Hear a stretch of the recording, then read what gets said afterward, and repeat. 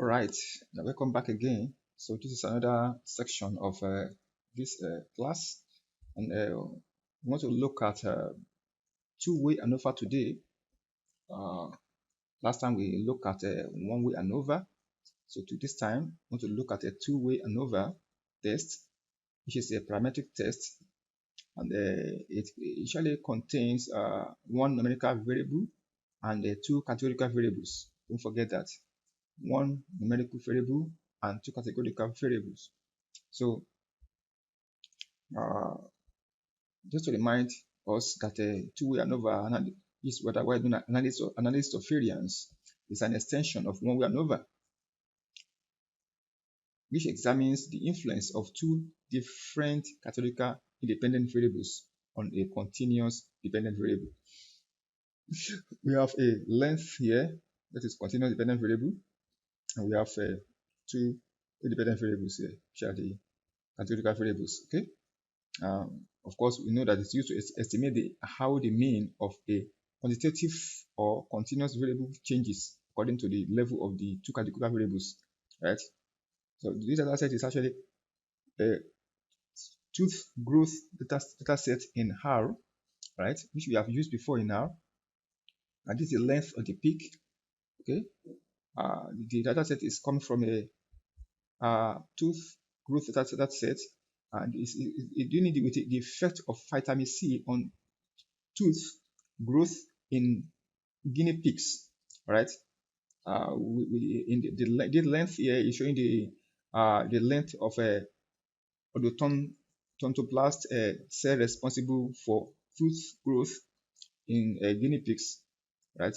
Each animal receives one of the three doses or the three dose levels of vitamin C.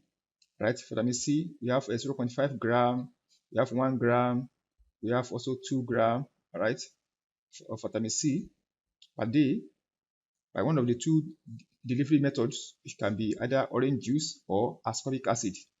So we call it orange juice. So that is one of the two methods. You have fish C, okay, that is vitamin C, fish C, orange juice, right? So you can see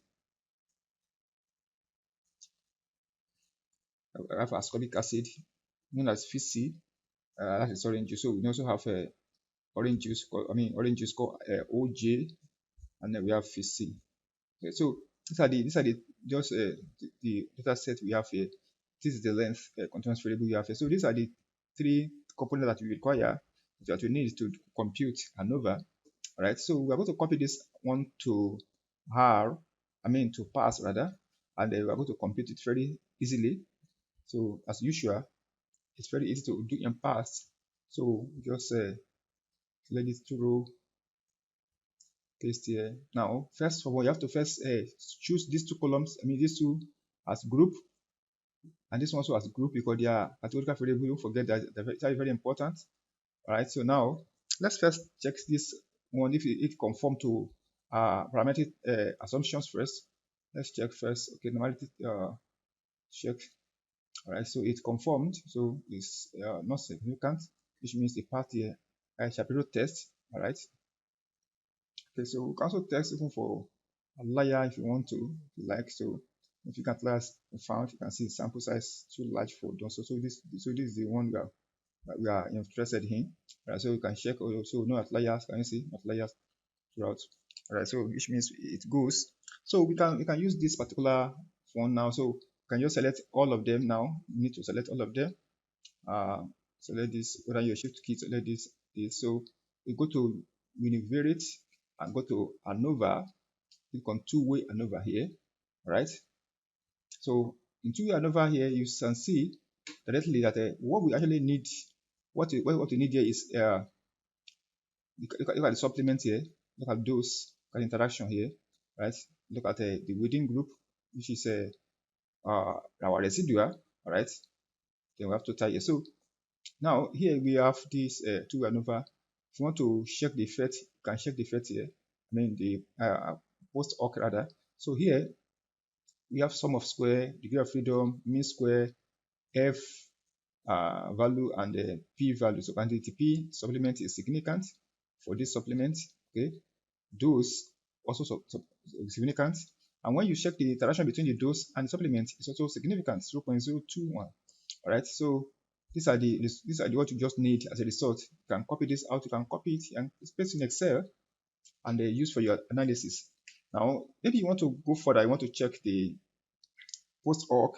Okay, post hoc, you can come here and check post hoc here. You can see post hoc here, but you may want to check it by value and go to interactions, to interaction here, how they are interacted. You can see the p-values and the post hoc and the Turkish post hoc values here. And these are the p-values here. Right? Phi C2 interaction with OJ2 is not significant. So you can see here. So you can see the result here. That is just the effect, right? So you can change, make this fixed, first, random, nested, and so on. So this is a graph, okay, but this one is not necessary enough. It does not need this, but it is what is important here, this particular result. Okay, so you can see even it has been computed in Haru before. Okay, so you can even look at the Haru result compared to this one. Let me see if I can just bring this one down here.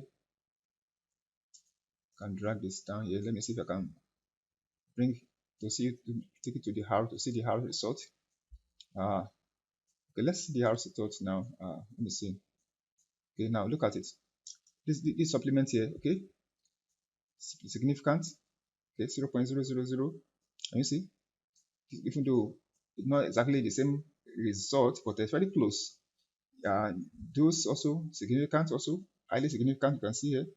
Interaction also significant at 0.024, even 0.0222.